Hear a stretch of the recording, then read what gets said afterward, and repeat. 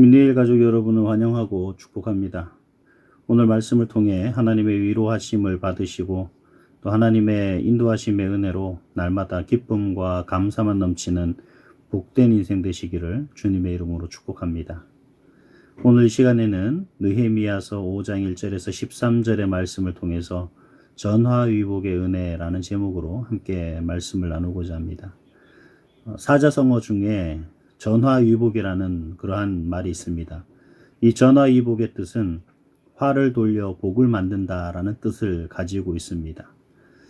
우리가 화를 겪게 되면 혹은 어떤 문제를 만나게 되면 그 문제 속에서 낙심하지 말고 오히려 그 문제를 잘 돌파하면 화가 복이 된다라고 하는 그런 의미겠죠. 성경에도 많은 인물들이 등장하는데 그 중에 모세의 경우를 보면 아마 이러한 경우가 아닌가 하는 생각을 할 수도 있습니다. 애굽의 왕자로 있던 장성한 모세는 애굽 사람이 한 히브리 사람을 치는 것을 보고 그 애굽 사람을 죽이죠. 그리고 모래 속에 감춥니다. 또 다음날 두 히브리 사람이 싸우는 것을 보고 중재를 하다가 모세가 애굽 사람을 죽인 것을 그 히브리 사람들이 지적하죠. 그로 인해서 모세는 그 바로의 낯을 피해서 미디안 땅으로 도망합니다. 미디안 땅으로 피한 모세는 미디안 제사장의 딸 십보라를 만나게 되고 그 십보라와 결혼을 한 후 양을 치는 목자가 됩니다. 애굽의 왕위를 바라보던 왕자가 하루아침에 뭐가 되는 거예요? 살인자가 되고 도망자가 되고 또 미디안 광야에서 양을 치는 목자로 전락해버렸죠. 이게 화일까요? 그렇게 40년을 살다가 40년이 지난 후 하나님은 모세를 부릅니다. 살인자로 도망자로 양을 치는 목자로 살던 모세를 불러서 이스라엘 백성을 구원으로 인도할 지도자로 세우는 것을 우리가 볼 수가 있습니다. 모세의 그 삶이 또 모세가 미디안 땅으로 도망할 수밖에 없었던 그 환경이 화가 아니라 오히려 복이 되는 그 순간입니다. 사랑하는 여러분, 이처럼 사람은 어려움을 겪기 마련입니다. 생각지도 못한 큰 아픔을 겪을 수도 있고 또 그럴 때 중요한 것은 그것을 바라보는 그러한 관점이에요. 내가 그 문제를 어떻게 바라볼 것인가, 또 내가 그 문제를 어떻게 생각하고 있느냐, 이것이 가장 중요하다고 할 수가 있습니다.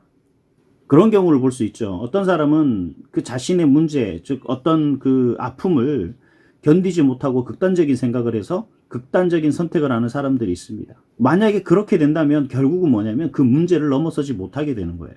그렇다면 우리가 당면한 그 아픔, 아니면 고난, 내지는 어떤 문제, 이것을 어떻게 극복할 수 있을까 하는 것이 사실 우리에게 너무나 중요한 겁니다. 그래서 오늘 이 시간에는 본문의 말씀을 통해서 이 부분을 주제로 은혜를 나누도록 하겠습니다. 오늘 우리가 읽은 느헤미야 5장은 그동안의 문제와는 조금 다릅니다. 그동안의 문제는 어떤 문제예요? 외부적인 문제였습니다. 우리가 잘 알고 있듯이 산발락과 도비아 일행들이 성벽을 재건하지 못하도록 지속적으로 방해하는 그러한 모습이죠. 근데 오늘 읽은 우리가 5장부터는 그러한 외적인 문제가 아니라 이제 내부의 문제가 대두되고 있다는 겁니다. 근데 그거 아세요? 우리가 사실 외부의 적은 내부의 결속만 잘 되면 대응하는데 그렇게 어려움을 겪지 않습니다. 즉 우리가 마음을 합하고 힘을 합해서 대응한다면 외부의 적이 아무리 강해도 우리가 충분히 이길 수 있죠. 근데 반대로 내부의 문제는 그게 쉬운 게 아닙니다. 느헤미야서 4장까지는 느헤미야와 백성들은 공공의 적과 맞섰어요. 그래서 느헤미야는 백성들에게 뭘 독려합니까? 마음을 모으고 뜻을 모으고 힘을 합하고, 그래서 모든 백성들이 한 마음이 되어 이 난관을 극복해야 된다라고 그렇게 독려하죠. 그래서 백성들은 한 손에 무기를 들고 한 손으로 성벽을 쌓는 일을 하면서 성벽 재건에 참여하는 놀라운 모습을 보여주고 있다는 거죠. 그런데 이제 5장에 보면 내부의 적이 있습니다. 그래서 이 백성들 사이에 불신이 있었고 혐오가 있었고 원망이 있었으며 심지어 복수심까지 불타고 있는 그런 모습들이 보여집니다. 따라서 이제 이러한 내부적인 문제를 해결하지 않고서는 성벽 재건을 한다는 건 불가능한 일이겠죠.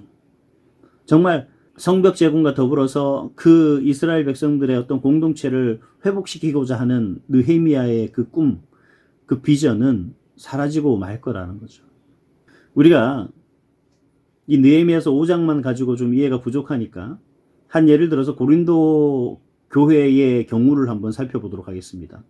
고린도전서 5장을 보면 고린도 교회에 나타난 문제가 있었는데 여러 가지 많은 문제 중에 고린도전서 5장은 음행의 문제가 있었다는 것을 말하는 것을 볼 수 있어요. 그러니까 여기서 음행은 단순히 남녀 간의 음행이 아닙니다. 그 이상을 넘어선 그러한 음행이죠. 아버지의 아내를 취하는 사람의 죄에 대해서 어떤 조치도 취하지 않고 있는 문제, 바로 그 문제였습니다. 아버지의 아내라고 하면 뭐예요? 어머니가 되겠죠. 물론 친어머니는 아닐지라도 결코 이런 일이 일어나서는 안 된다는 겁니다. 그런데 고린도 교회는 그런 문제가 일어났어요. 근데 일어나는 것으로서 끝나는 것이 아니라 그 문제를 원만하게 해결하지 못하고 있다는 겁니다. 고린도전서 5장 2절을 보면 알 수가 있는데 사도 바울은 음행, 즉 아버지의 아내를 취한 사람을 내쫓지도 않았다라고 고린도 교회를 향해서 질타하는 것을 볼 수가 있습니다. 그래서 사도 바울은 이 부분에 대해서 이렇게 결론을 내려요. 고린도전서 5장 13절에 보면 이 악한 사람은 너희 중에서 내쫓으라 라고 그렇게 말하고 있는 것을 볼 수가 있습니다. 고린도 교회를 바르게 세우려면 그 고린도 교회를 하나님 백성의 공동체로 온전히 세우기 위한 꼭 필요한 조치가 있어야겠죠. 사도 바울은 그것을 강력하게 촉구했던 거예요. 사람들은 흔히 그런 얘기를 합니다. 정체성을 분명히 해야 합니다 라고 이렇게 얘기를 해요. 그러니까 정체성을 바르게 한다는 게 뭐냐면 다름 아니라 내부의 문제를 바르게 해결할 때 그 정체성을 회복할 수가 있는 거예요. 정체성이 다른 것에게 쌓이면 어떻게 되겠어요? 그 정체성은 속에 감춰지게 되겠죠. 그 죄가 계속해서 쌓이고 덮이면 그 죄만 보이지 그 안에 있는 정체성은 제대로 역할을 할 수가 없는 거예요. 그 문제를 제대로 다 씻어내고 벗어내고 그랬을 때 뭐가 되는 겁니까? 이 정체성이 바르게 드러나는 거예요. 내부의 문제를 해결하지 않으면 결코 아무것도 바뀌지가 않는다는 겁니다. 요즘 우리나라를 보면 장관을 새로 세우고 뭐 하는 일들을 했습니다. 근데 중요한 것은 이렇게 하는 것이 다름 아니라 바로 어떤 정부의 어떤 모든 부분들을 새롭게 혁신한다고 하고 뭐 개혁을 한다라고 하는 어떤 그런 주장을 하는 것을 볼 수가 있습니다. 근데 여러분 아무리 혁신을 하고 개혁을 한다고 해도 중요한 건 뭐냐면 썩은 상처를 도려내지 않고는 그리고 그저 덮으려고만 하는 그러한 상황에서 무슨 혁신이 되고 개혁이 됩니까? 그저 눈 가리고 아웅하는 거죠. 우리 그리스도인들도 마찬가지예요. 우리 그리스도인들이 많이 오해하는 부분 중에 한 가지가 뭐냐면 하나의 문제를 하나님의 은혜로 덮는 것이 잘하는 것이라고 생각을 하는 거죠. 문제를 은혜로 덮으려는 행동은 그것이 하나님의 뜻인 줄 착각하고 있는 그러한 사람들의 생각 때문입니다. 그건 어리석은 생각이고 어리석은 행동이에요. 하나님은 절대로 문제를 은혜로 덮으라고 하지 않아요. 그것은 사랑도 아니고 하나님의 뜻도 아닙니다. 소위 말해서 말하기 좋아하는 사람들의 생각이고 말일 뿐이라는 거예요. 여러분 생각해 보세요. 문제를 덮는다고 덮을 수 있는 것이냐? 절대 그렇지 않죠. 요즘 세간에 화제된 스포츠 선수의 학교 폭력 사태 다 아시죠? 예쁜 배구 선수, 쌍둥이 배구 선수들 결국 어떻게 됐습니까? 뭐 배구협회나 이런 데서는 무기한 철저한 정지다. 뭐 이런 이제 중징계를 내렸다. 이렇게 얘기를 합니다. 근데 많은 사람들이 뭐라고 얘기하냐면 편법이다. 무기한 출정 정지는 언제든지 풀 수 있다. 뭐 이렇게 얘기를 해요. 그래서 사람들이 행동을 합니다. 어떤 행동을 하냐면 청와대 국민청원을 통해서 진상규명 및 엄정 대응을 촉구하는 청원을 올렸어요. 그래서 제가 지난 19일 날 확인을 해보니까 그때까지 13만 명이 참여를 했더라고요. 여러분 사실 우리 사람은 결코 죄에서 벗어날 수가 없어요. 이 세상에서 죄로부터 자유로운 사람은 아무도 없다는 거죠. 그러니까 누구나 죄를 범한다는 겁니다. 이건 만고불변의 법칙입니다. 따라서 우리는 먼저 죄를 덮는 것이 은혜라고 생각을 해버리면 모든 사람들의 죄는 다 그냥 덮고 살아야 되는 거예요. 죄라는 것을 밝히면 안 된다는 거죠. 문제를 문제라고 말하면 안 돼. 이건 당연한 것으로 여겨야 되는 거예요. 근데 하나님이 말씀하시고 오늘 느헤미야가 말하고 있는 이 문제를 드러내는 것, 이 문제를 해결하기 위해서는 뭐냐면 무조건 뭔가 죄를 밝혀서 사람을 정죄하고자 하는 것이 의도가 아니에요. 즉, 이 사람 가운데 이러한 문제들을 정리해야지만 정체성을 회복할 수 있기 때문에 그렇다는 거죠. 그렇기 때문에 우리는 이런 생각을 해야 됩니다.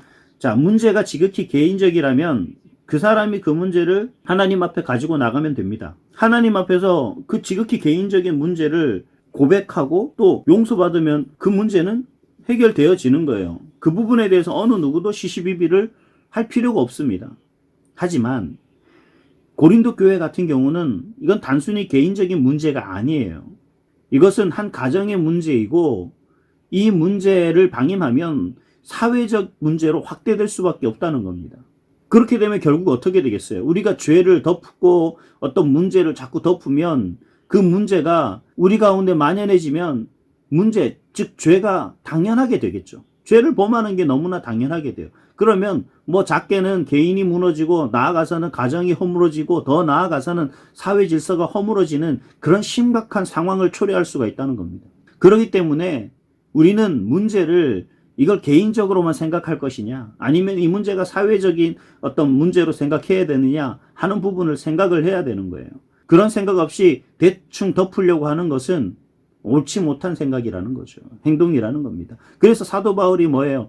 이 사회적 질서를 허물어뜨릴 수 있는 이러한 문제, 이러한 죄에 대해서 그러한 죄를 행한 사람을 일컬어서 악한 사람이라고 얘기하고 또 그러한 죄를 행한 그 사람을 어떻게 해요? 그 공동체에서 내쫓으라 라고 그렇게 강력하게 말했던 겁니다.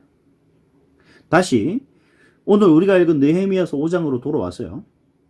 오늘 느헤미야서 5장에서 제기된 문제가 어떤 문제인지 먼저 좀 살펴보도록 하겠습니다. 느헤미야서 5장의 문제는 빈곤의 문제예요, 사실은. 근데 이 빈곤이 언제 생겨났느냐가 중요해요. 이 빈곤이 성벽 증축 때문에 뭐 생겨난 문제는 아니에요. 분명한 것은. 3절에 보면 분명히 이야기하기를 흉년 때문에 발생한 문제임을 말하고 있어요. 근데 이 흉년이라는 건 이른 비와 늦은 비가 제때 오지 않거나 강우량이 충분하지 않아서 야기된 결과라는 겁니다. 그러니까 느헤미야가 총독으로 부임할 당시 예루살렘은 이미 흉년으로 경제적인 어려움을 겪고 있었을 시기라는 거예요. 그래서 흉년으로 백성들은 대가족의 생계를 유지하기가 힘들 때 그 시절이었다는 겁니다. 그래서 그들은 어떻게 했어요? 생계를 유지하기 위해서 자신의 밭과 포도원 그리고 집을 저당 잡혀서 양식을 사기도 하고 또 그것을 담보로 빚을 내어서 세금으로 내기도 하고 그러다 보니 어려워질 수밖에 없는 거죠.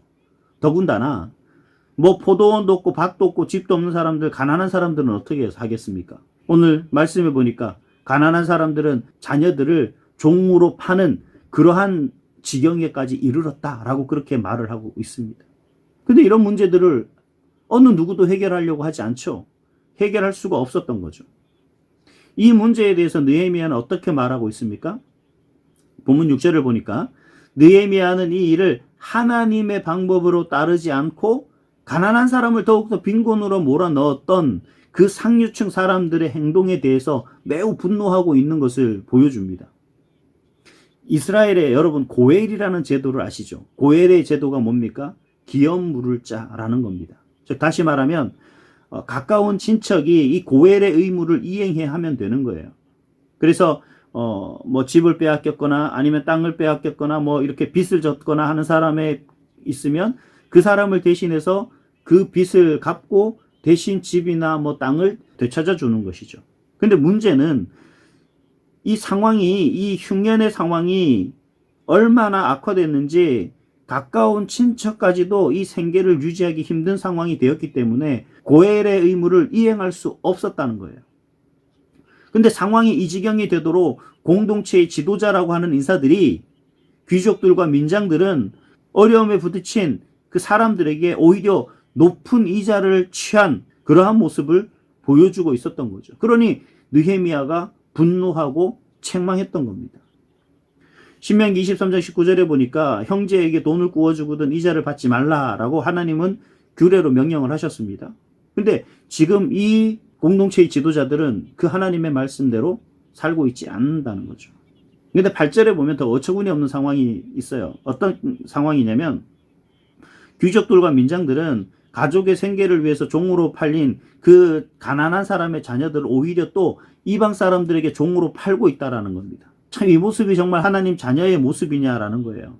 그래서 느헤미야는 그 이스라엘 백성들 그 공동체 내부의 문제를 제기할 때 사실 뭐 도덕적으로 옳으냐, 윤리적으로 이게 옳으냐, 아니면 사람의 기준에서, 아니면 사람을 위해서 뭐 이렇게 문제를 얘기하는 것이 아니라 하나님을 기준으로 문제를 제기하는 것을 볼 수가 있어요.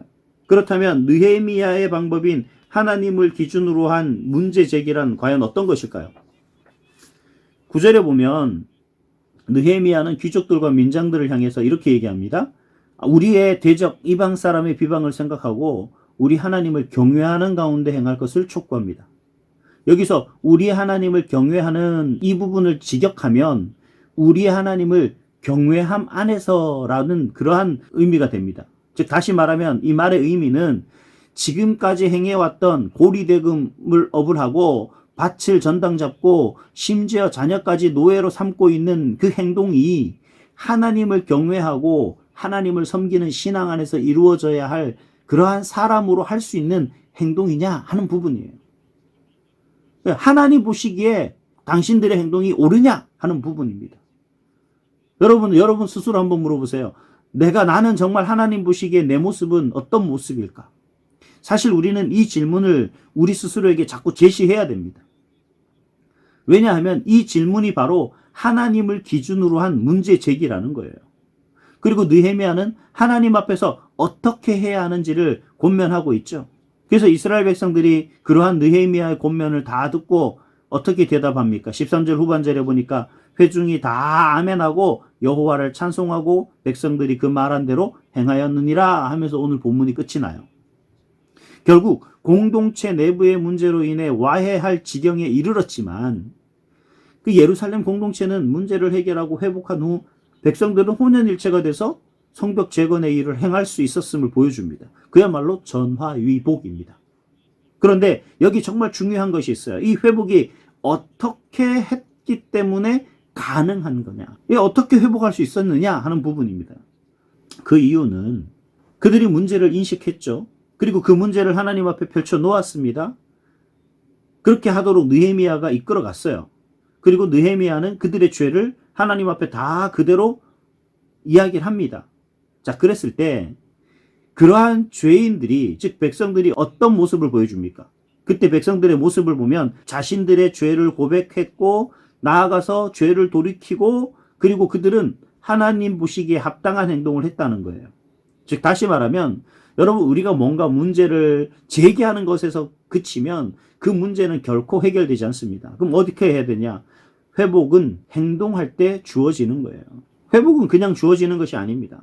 행동할 때 회복되는 거예요. 누가복음에 보면 두 명의 부자가 나와요. 누가복음 18장에 보면 부자 관리고 또 누가복음 19장에 보면 삭개오라는 부자입니다. 두 사람의 공통점은 부자라는 데 초점을 맞추고 한번 살펴보면 참 재밌는 사실을 발견할 수 있어요.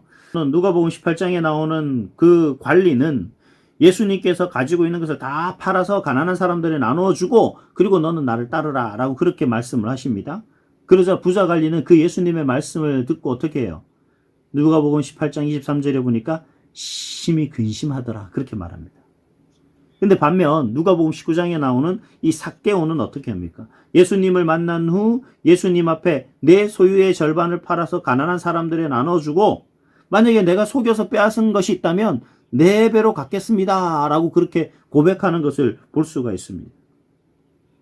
다시 본문으로 돌아와서 만약 느헤미야의 그러한 촉구에 귀족들과 민장들, 즉 이 사회의 지도층들이 그 누가복음 18장의 부자 관리처럼 자신들의 재산이 아깝고 또 하나님 말씀대로 살지 못하는 그런 자신들을 돌이키지 않았다면, 그들이 회개하지 않고 행동하지 않았다면 어떻게 됐을까요?